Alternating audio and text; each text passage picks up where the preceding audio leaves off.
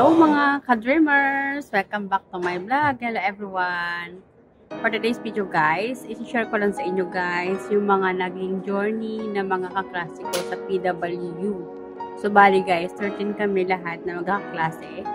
Okay, isi-share ko lang sa inyo saan mga bansa na sila nakarating. Dito nga pala ako sa Incheon Airport, dito sa South Korea. Meron akong connecting flight bukas papuntang Hong Kong. So galing po ako guys ng Canada. So dito po yung layover ko puntang Hong Kong. I-share ko muna sa inyo kung sino yung mga nakarating na ng Hong Kong sa mga kaklase ko. Bali ako yung una nakarating ng Hong Kong noong 2021.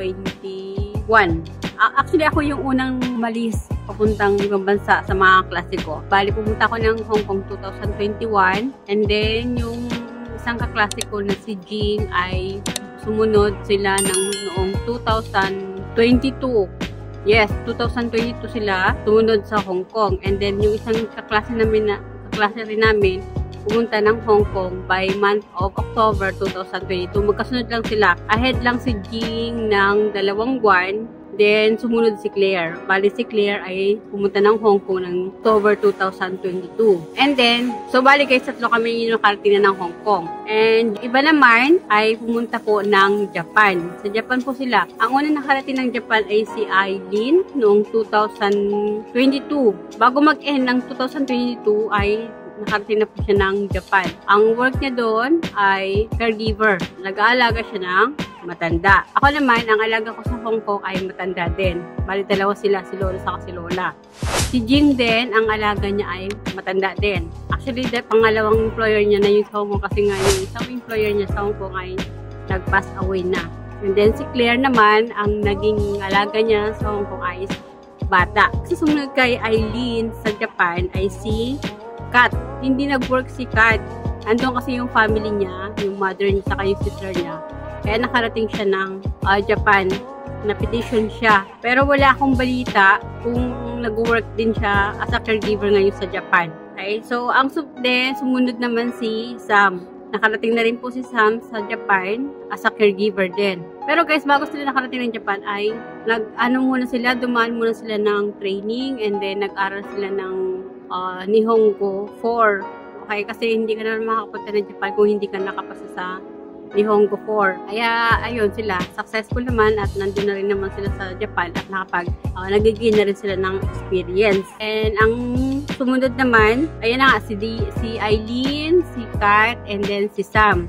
Okay, then next naman na sumunod papuntang Japan ay si Elaine. Okay, si Elaine din, recently lang siya nakarating ng Japan. This year lang, 2023. Kasi nandun na rin yung mga tropa niya sa Japan. Bale guys, 4 na po yung class namin sa Japan. Okay, yung isa si Ate Beverly na pinakamatanda sa amin at the age of 50 nung nag-aral kami ng caregiving. Siya yung pinakamatanda, 50 years old. Alam namin nung wala pang pandemic ay pupunta siya ng Italy. Dahil nagkaroon ng pandemic, hindi po siya natuloy ng Italy. Okay? So, na-postpone yung plan niya na pumunta ng Italy. Si Best Dea ay dapat ito, pupunta rin siya ng Canada. Papunta siya ng Quebec. Dahil nga nagkaroon ng pandemic ay hindi na rin po siya tumuloy sa plano niya na makarating po ng Canada sa Quebec. Kasi meron siya doong friend na willing tumulong sa kanya para makarating po siya ng Canada. Kaya nga siya nag-aaral din ng caregiving course. Tapos na nga itong si Beverly, ito yung kasama ko dapat. Ito yung kasabay ko sa pag may usaping tungkol sa Canada. Kasi nga ito si Beverly talaga magka-Canada din to. Andun yung ate niya sa Alberta. Pero nung wala pang pandemic ay nagtatrabaho na rin to sa hospicio kung saan kami nag-training. Doon siya nag-gain ng experience kaso nga doon nag-pandemic, hindi siya makaalis doon sa hospicio. Kaya nagtuloy-tuloy yung work niya dun sa hospicio. Parang nagkaroon ng karamdaman yung mother niya. Wala nang makakasama yung mother niya kaya hindi na rin siya tumuloy pupuntang Canada. Yan si Beverly. So yan si Danica naman, yung isang kaklase namin ay nasa Pilipinas siya pero nagtatrabaho siya sa hospital. Experience na rin po siya sa hospital. Ang next naman ay yung kaklase din namin si Anne. Nag-apply na rin po siya papuntang Dubai. Ang alaga niya po dun ay may autism. I think yung age ng bata ay 10 years old. Sabi ko nga huwag niya siya magdalawang isip. I-grab niya na agad yung opportunity na yun. Kasi nga para makagain siya ng experience. Kasi kapag may experience ka na, nakalabas ka na ng Pilipinas at ex-abroad ka na, at wala nang problema sa age. Okay? And madali na lang siya makapag-cross country kung nandun siya sa Dubai. In-advise ko nga sa kanya na huwag na siyang magdalawang isip. I-grab niya na yun kasi chance niya na yun na makapag-work sa ibang bansa. Kasi nga kung gusto niya mag-work puntang Canada, ay madali na siya makapag-cross country galing sa Dubai. Medyo nahinaan pa nga siya ng loob. Kasi hindi pa talaga siya nakakalabas ng masambula nung So wala pa siyang experience sa abroad. So pero meron naman siyang work ngayon sa Pilipinas dun sa home for the age. Doon siya nagtatrabaho. Hindi naman ganun kalakihan yung sahod niya. Sakto lang.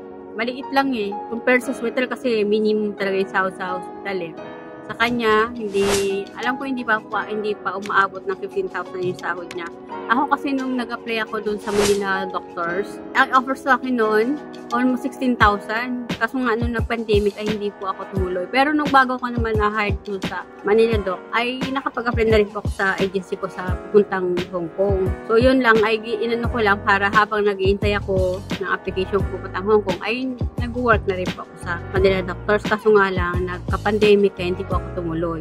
Okay, and then, ayun na, yung mga kaklase ko na yun. Yung isa naman, alam ko, yung isang kaklase namin na yung galing Saudi na maaga siya nag-quit sa caregiving course ay nag-Hong Kong din siya, and then, nung nakapag-experience sa Hong Kong ng 1 year, ay nag-cross country na rin po siya papuntang Israel. Okay, kaso nga lang, ngayon may problema sa Israel kasi nga gera. Hindi ko na alam kung anong balita sa kanya, wala na rin akong update. Lahat naman sa amin guys, maganda naman yung tinakbo nung namin, nung career namin. Pwera na lang kay Bess, saka kay Beverly. Kasi nga, nag-full-time, si Bess kasi alam ko nag-full-time mom na lang siya. And then si Bess ay nag-full-time na lang siya na mag-askasa sa mother niya. Kasi nandun mayroon naman siyang ate sa Canada, kaya hindi niya na rin maiwan-iwanan yung magulang niya dito sa Pilipinas. Ayan, so diba, nakaka-inspire guys sa lahat ng mga batch ko sa PWU, ay maganda naman po yung tinakbo ng mga career namin. Maganda naman yung nila na puntahan, lalo na po yun sila Eileen, si Sam, si Kat, Elaine, nasa Japan na sila. So, alam niyo naman guys, kapag nasa Japan ay malaki din po yung sahod. Yun nga lang, malaki din po ang tax, and then nagbabayad din po sila ng bahay. Compare mo dun sa Hong Kong, intindihin mo lang yung pagkain kung hindi ibibigay ni employer, yung food allowance, kung ano yung pagkain nila, yun din ang pagkain mo. Pero kung ang employer ay ibibigay po yung food allowance nila, pati yung sahod, ay malaki-laki na po. Kaya malaki na yung take out, malaki na yung mga padala sa Pilipinas. Yun sa Japan, kalahati na rin guys. Alam ko sumasahod sila ng 90,000 eh. May tax, may mga deduction, may broker. Alam ko may mga broker sila eh. Mga kalahati na lang ang nila guys. Kalahati na lang ang naiuwi nila na mapadala nila sa Pilipinas. Compare sa Hong Kong ay malaki yung buo yung makukuhang pera. Tapos kung mag-overtime ka pa, kung may bisita, tapos kung papasukin ka ng Sunday tulad sa amin, tulad ko, every Sunday, mga buhay pa sinalulos ay talaga kami. Pero kami extra payment, $400 dollars. Equivalent na rin yung guys, 2,500 every week. Okay, pero pwede naman kami lumabas ng off, half day lang. Sa alternate lang yun. Mag-alternate kami nung kasama ko na magbabantay sa dalawang matanda. Kasi may mga nurse naman din. So, yun lang guys. Na-share ko lang sa inyo para ma-inspire kayo kung kayo ay mag-take po ng caregiving course.